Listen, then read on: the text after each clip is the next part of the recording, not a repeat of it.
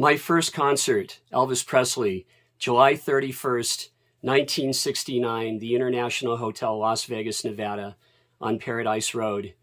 Back then, in the late 60s, coming down from Lake Tahoe, we would summer in Las Vegas where my father was needed at the Sahara Hotel, and then his crew moved on to the Flamingo Hotel, the same hotel that Ben Siegel had built. Tom Jones, in the showroom, we saw him. I saw him as a 10-year-old kid. But really, my first show, and this is for Steve, from All the World's a Stage. He's having a contest. So back to Elvis at the International. Barbra Streisand actually opened the very first night, July 30th. She made about a cool $100,000 for a one-night performance. Elvis had been rehearsing. He came in from Memphis, from Tennessee, with the Memphis Mafia to rehearse. He lost 10 pounds rehearsing for 5 days, and man, did he get it right. I do remember a little bit, and as I saw the film, the new Elvis film, I want you to know, truly, this film is so spot on, so perfect. I mean, it gave me chills. My sister called me. She's 3 years older. Have you seen the film? I saw it. It was Las Vegas and at the International Hotel in 1969 to the T. Unbelievable. As far as ticket stubs back in the day, we didn't pay for shows. My father was an executive at the hotel. He was one of two maitre d's. Emilio, the maitre d' of the showroom for Elvis, and my father running the core of restaurants. So we knew we were going to the show. A little side story, I wanted to go see the Doors, who were going to appear at the Las Vegas Ice Palace about 3 weeks after the Elvis opening night.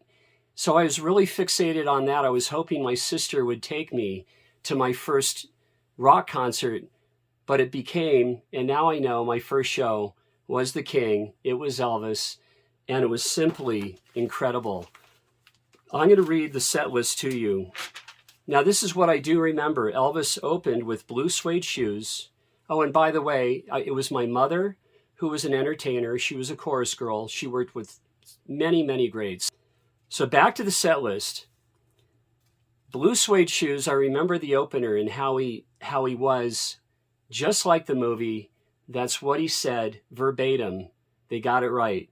Second song, I've Got a Woman, Ray Charles, All Shook Up, Into Love Me Tender, Jailhouse Rock, Don't Be Cruel, Heartbreak Hotel, Hound Dog, that's that Big Mama Thornton cover, Into Memories, and for some reason I remember Memories, Into Mystery Train, which is an old Blue Flames cover, Tiger Man, which Rufus Thomas recorded first, That's All Right Mama, Arthur Big Boy Crudup, Baby, What You Want Me to Do, an old Jimmy Reed tune. Del Shannon's Runaway was next. Are You Lonesome Tonight? And then two Beatles covers. Amazing show. And I have it on vinyl. And the one thing, it was not filmed. The show was not filmed. So you can get it. You can go to YouTube and see it. He then broke into Yesterday and then Hey Jude. Then into Mac Davis's In the Ghetto, onto Mark James's pen song, Suspicious Minds, What I'd Say, the great Ray Charles song, and finishing, closing his opening night that was just phenomenal. Can't Help Falling in Love. What a show. Michelle, I hope you're watching this. And I really refer to my sister a lot because she's 3 years older to remember this. It's so long ago. But this really paved the way for future concerts for me. But the next year in 1970, the summer of 1970, I saw my very first, I was 13 years old, going on 14, my first, regular rock concert, Smith opening for Three Dog Night.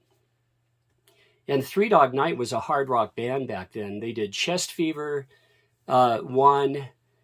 They really rocked hard before they got real commercial. And soon thereafter, from 1970 to 73, I saw Elton John at the Las Vegas Convention Center. Humble Pie, Black Sabbath, Yes on the Fragile Tour. 10 years after, Quicksilver Messenger Service, Procol Harum, and I did see Slade, their very first show ever in the United States.